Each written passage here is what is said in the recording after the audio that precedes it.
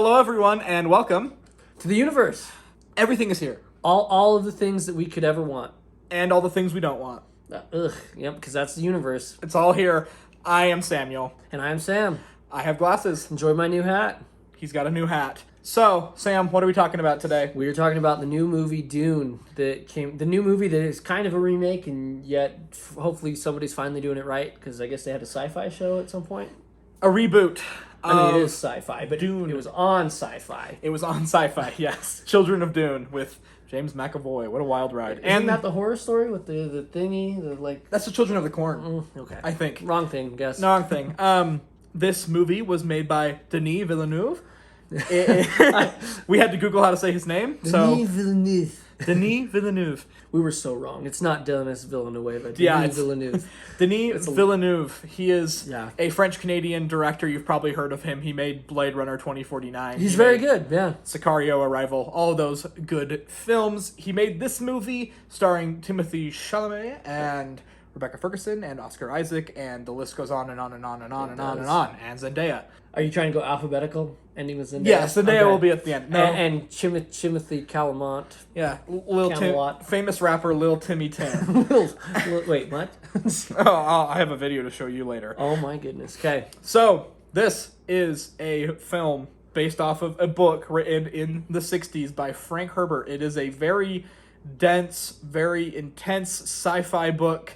It's got multiple appendices. It is like 800 pages long. Yes, luckily this movie is Dune Part 1. They did not try to shove all 800 pages into one film. We are getting Part 2 in October of 2023, which Legendary just greenlit. So, and Denis Villeneuve and the whole cast is back for that movie, as far as we know. The movie looked amazing. I think that we could all talk about that for hours almost. Same thing with Blade Runner 2049. And yeah, Dune follows in the footsteps of other works by Denis Villeneuve, and it is beautiful to look at. It is well shot. It is well lit. The colors are amazing. The costume design is insanely otherworldly. Yeah, they did a great job, I thought. And I thought they did a really good job to make things seem very human, like modern human, but changed enough. Because, I mean, it's supposed to be just our human race thousands of years from now, you know? Yeah, so, and it definitely has that feeling. Everything down to the Bene Gesserit and their big black cloaks. they're and, like hooded fishnet faces. yeah, the flowing robes of the Fremen, the very industrial-looking Harkonnens and Atreides. It's a beautiful looking. They really threw you into those worlds. They did. And they felt very lived in and felt very unique, I think. Yeah, it was very unique, I think, in a lot of different ways. And I mean, even the ornithopters that you really liked, I thought they were really cool, like you'd said. And I mean, a lot of the different things. How did you feel about how the film sounded? Did you love the score? Did you like the sound design? It was a very, I mean, it seems like a dumb thing to say, like cinematic experience, but it was very otherworldly in a good way. Like, it felt amazing the way that the sound came together. I think Hans Zimmer is definitely at his best here. Every single moment had the right sounds and the right feeling. And I think it is very mystical, very otherworldly, lots of chanting and wailing and dissonance. Very cool. Very very into unique. like the sci-fi mysticism that you had going on in the film itself with the Bene Gesserit. Plus, we got a lot of the sounds of the world, the wind, the sand moving around. Yeah. During a lot of the fight scenes, the music is almost entirely stripped back, and it's very raw. We hear people hitting each other and explosions, and it's all just very in your face. Yeah, the sound was phenomenal in this movie. I think they did a very good job with that. So that's kind of, overall, I mean, the presentation of this movie is just undoubtedly just very well put together. One of the best of the year, if not the best of the year. Yeah. Go ahead and, I saw this on Twitter, it said go ahead and just give all of the technical Oscars to Dune right now, because its scale and its world are just unlike anything we've seen in a long time. That's the presentation. I think we've covered that a little bit. Yeah. So let's get into. We have slightly different opinions starting now and diverging. We're going to talk a bit about how we felt differently about the film. I came into this film having read the book before I read the film. so I had a lot of background information. I had been reading the book for a whole week beforehand, really living in the world. I saw the movie in theaters 2 different times, so my experience as a kind of newly diehard fan of Dune and its world versus you, what did you do with the movie? I came into this pretty cold. I had a general idea of some of the things that were going on, and again, like the general plot of, hey, they're going here to get this spice. There's all these different groups that are kind of fighting over stuff in these different ways, and like kind of like it's almost a political thriller on that side of it, and oligarchy. So I had a general idea there, but for the most part, I didn't understand a lot of what was going on in the same way that he did, coming in from having read the books and everything. But I feel like it should go to show, I guess I'll just put it out here, like, I didn't really like the movie all that much, but it does go to show how good of a film it could be to someone who read the book and then saw the film and was like, I love this movie. It was a great adaptation, because think about how many times people are like, here's this really great book, let's try and put it on screen. It's like, that. How did you make it so bad? Yeah. You had the best And source material. This is not an example of that. And you also took advantage of your HBO Max subscription and watched it I at did. home. So Yeah. we saw it in two different two different settings, which may have affected how we felt about the movie And I itself. think that's a good representation of two very different sides of the spectrum. Yeah. I think Sam represents here a more normal viewer of the film, a more casual observer who saw, oh, I heard this movie was pretty good, I should watch it, I've got HBO Max, I'll just watch it at home. Versus someone like me who had been waiting for this movie for months and months and months. I read the book, I had my tickets like 3 weeks in advance. I saw it multiple times in theaters, I'm gonna go see it again in IMAX. You got the good chairs the first time. I got the good chairs the first time. I think that is partially why we had different experiences, but I also think your opinions on the film are very valid. So tell me a bit about your thoughts about the characters, the story, the plot. What did you think about that? I thought the plot was really intriguing. Like, I wanted to know what happened. I felt like there were lots of good things, and they just greenlit the sequel, which I definitely want to see, because I felt like, especially by the end of the movie, it's like, well, now I'm interested. Like, why didn't I get a lot of this before? But the pacing of this movie is really odd to me, because it's 2.5 hours long and it's very slow. But at the same time, whenever they do insert information, it's a ton of information all at once. They make you want to work for it, and almost like you're playing a chess game that you didn't know you'd start, and it's like, oh, I got to figure out how this all connects and all these different things.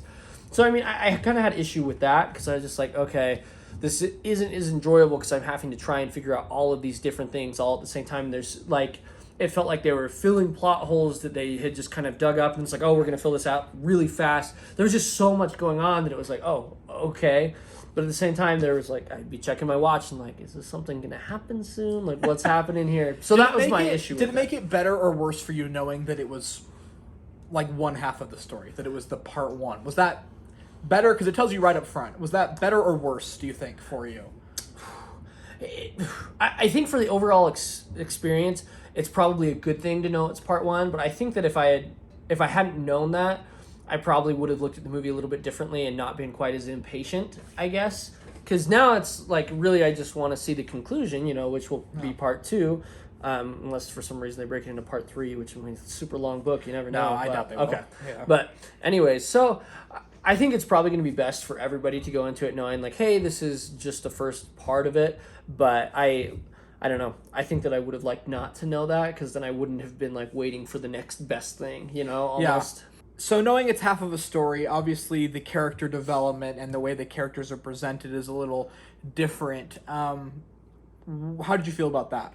I felt like a lot of the relationships are really shallow, which I don't love. I mean, like you said, the characters look awesome. And I mean, like, Oscar Isaac's beard, though. Like, that, it's perfect. It's so great. And I just am super jealous that my beard doesn't look like that, I don't know. You kind of are rooting for some of the people, but at the same time, it's only really because it's presented for you that way. You don't really... At least I didn't feel like I really cared about anybody in that film. The only reason, like, you don't want to root for the villains, aside from that's what you're presented as, is because they look creepy. It's like, oh, they look like they're the bad guys, so... Yeah, and Baron Harkonnen's way worse in the book. They toned it down. Oh, wow, that's... Yeah, saying something. If you've seen the film, he definitely gives you the willies as soon as he comes on screen. It's like, well, I gotta take a shower. Yeah, Stellan Skarsgård. Well, I mean, his son, his son's the guy that plays it. My opinion about this is a little skewed, because I came into this with a lot of background knowledge. I knew all the words, all the terms. I knew Yeah. who people were. I was familiar with the lore and the characters, and also in the book you get a lot of, obviously, inner monologue, because it's a third-person omniscient book, which is kind of unique. So you're hearing what everyone's thinking pretty frequently, so you get a lot of dramatic irony and that kind of stuff, which obviously you just can't do in a movie. So I luckily had that all in my head, so Yeah. I kind of just put it onto the film because I knew it was there. Yeah, you But didn't if need you the explanation because you already knew what it was. So surprisingly, it's a very true to life adaptation of the book. Yeah. Especially because it's only the first half of the book. They did a very good job of adapting things that needed to be adapted for screen and changing things that maybe could be changed Yeah. to not alter the plot with characters and the way the story is presented, that kind of stuff. It is a lot of information. It is. It's a lot of stuff to know. And so I was glad I took someone's advice and read the book beforehand because I had a lot of background knowledge, which I think that would have been the best thing to do if I do wish I would have read it before.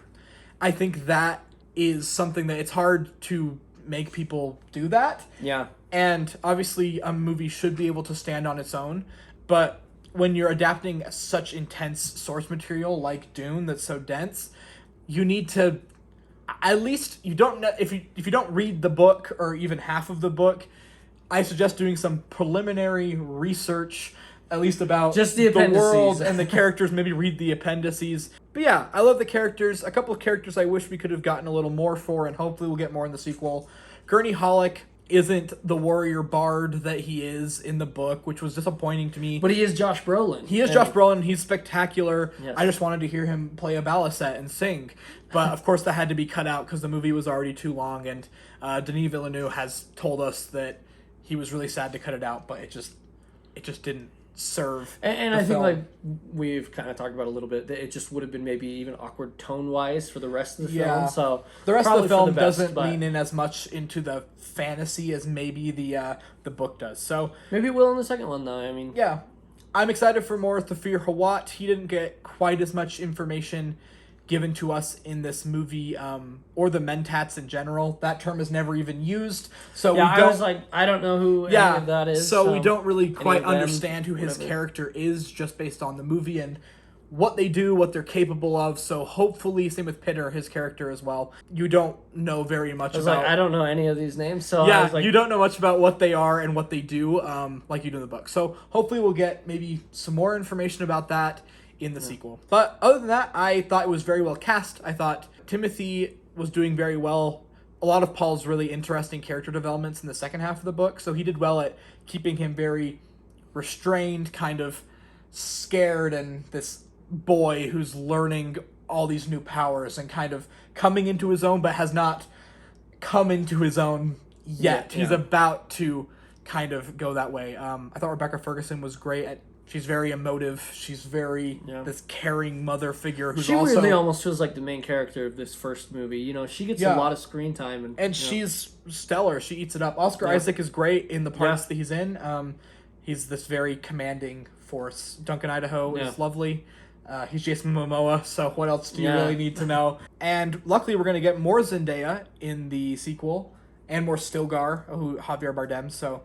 Yeah. They were delightful in their parts. I thought Stilgar, especially Javier Bardem's character, was so. It was hard for me to fun. recognize who he was. Yeah, I was like, I know I've seen him, and then I like. He's great. He's got a fun out. personality, and you'll see his relationship with Paul really blossom, and it's very fun. But we saw the beginnings of that in this movie. So if you were to give it a rating, 0 to 10, where would you put it?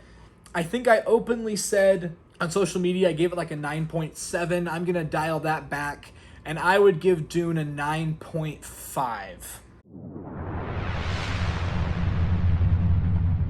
Alrighty, and I'd probably put it at about a 6 myself. Okay. And it's more so just because a lot of the issues of just lack of, I think, the information, and just because a lot of times I wanted to know what was going to happen next. You know, I was checking my watch and it's like, when is it going to get to something? But it was good enough of a movie that I'm excited for the sequel, because it does pick up a lot, especially in the past, or like the last 10 minutes. So yeah, so that would make our combined score about a 7.75. let's wrap this up. Top 3, bottom 3 for the movie. What you got? I thought it was pretty. It had good music. Just Josh Brolin. Why not? Oscar Isaac's beard. That's 4. But anyways, the action wasn't awesome. The pacing was off, and then lack of information. That's kind of how I felt. Top 3 for me, I would say adaptation from book to screen was very well done considering the source material. Cinematography, just the way it was lit and the way it was shot, was very beautiful. And I would say the world design, that includes ambience, the sound, and the costuming, were very beautiful. Great to see in a big theater with big speakers and a big screen. My bottom 3, I would say they could have handled the fighting scenes, especially the larger ones, a little more carefully. So hopefully we will see an improvement of that in the second one, because there's a lot more battle sequences in the second half of the book. I would have loved to see more character development for Gurney and more of his sort of character. Same with Thufir Hawat. I would have loved to see more of them fleshed out. Third thing, I think the moments with Paul and Jessica in the desert can drag on a little bit long. Yeah. That's not really a spoiler. That part can drag a little bit. Not as much as it does in the book, but a little bit in the movie. Honorable mentions for my favorite things, just a couple things. I love the movie so much, I would give an honorable mention. The ornithopters were so cool, and just when I saw them for the first time, I would turn to my wife and said, "Those things are so cool." I actively said that out loud. I really, really liked the worm. It's terrifying and even more scary than I imagined it being, in my head. I think it's just hard to ever think of worm as oh, that's scary, but no, they're pretty good in this. Yeah, and a lot of the third thing, the one-on-one fights that kind of happen. Oh, those were the great. knife fights. The way they were shot and the sound design with them, where all the music is kind of stripped back and you hear a lot of the impact and you hear all of that noise. Very cool, very unique. So, yeah. And finally, we just want to leave with a kind of a message. Go see movies. I thought we were doing the legalized weed. Is that? Oh, no. Sorry. That's next video. Yes, go see movies. Sam and I have gone and seen several movies now together in theaters. They're trying their best to keep everyone safe, and if you haven't already, go get vaccinated, wear a mask, so you can go and enjoy movies the way they were meant to be enjoyed. We want to keep going out, yeah. Yeah, you can have really buttery, overpriced popcorn and just be overwhelmed by beautiful shots of sand. Screens bigger than you'll ever really get anywhere else, Yeah. It's awesome. So go see movies and stay safe, and that's been us. That's been our review of Dune. Be good to each other in the comments. If you've seen Dune, let us know what you thought. If you haven't seen Dune, do you want to see it now that we've talked about it? Do you maybe want to go read the book now that we've talked about that? Subscribe. Welcome to the universe. Bye.